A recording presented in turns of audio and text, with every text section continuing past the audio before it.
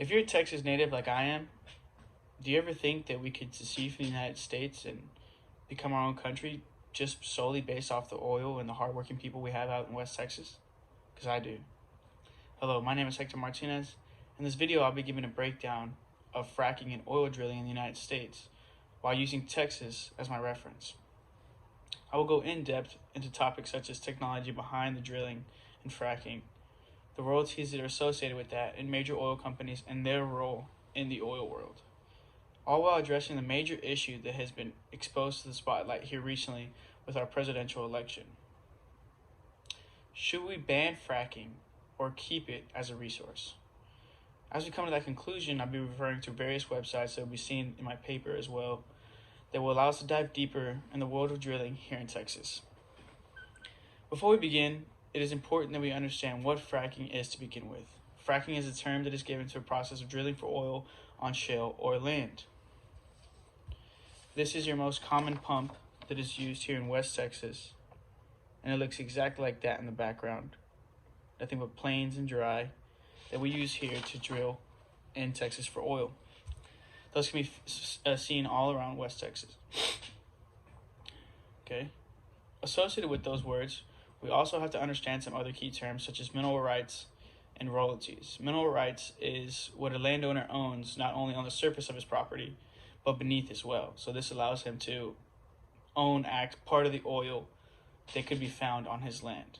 So if he owns that oil and a company comes to him, the company can offer them royalties. The royalties are what they are paid for, and either it be stock, actual money, or whatever it be, whatever terms they come to be with it. Okay, so now that we have an understanding of both those things, now we can dive deeper into the actual topic of fracking here. So what I found in my research was that in Texas, there are landowners all along West Texas and the plains that are getting paid millions of dollars for allowing companies to drill on their land. The bad thing about this, though, is if a company approaches a landowner and says, we would like to drill on your land, would we be allowed to do that? And they say no, they can just bounce over to the ranch next to them and do 90-degree drilling. So an example of 90-degree drilling would be something like this. Okay.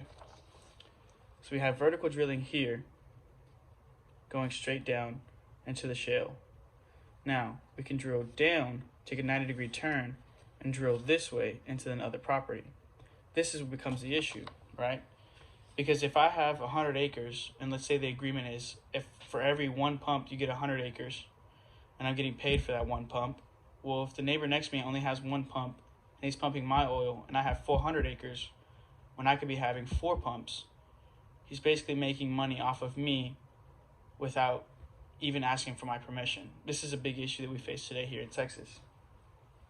So to avoid that, I'm not entirely for horizontal drilling, but the big question that I asked earlier is, should we allow fracking in the United States?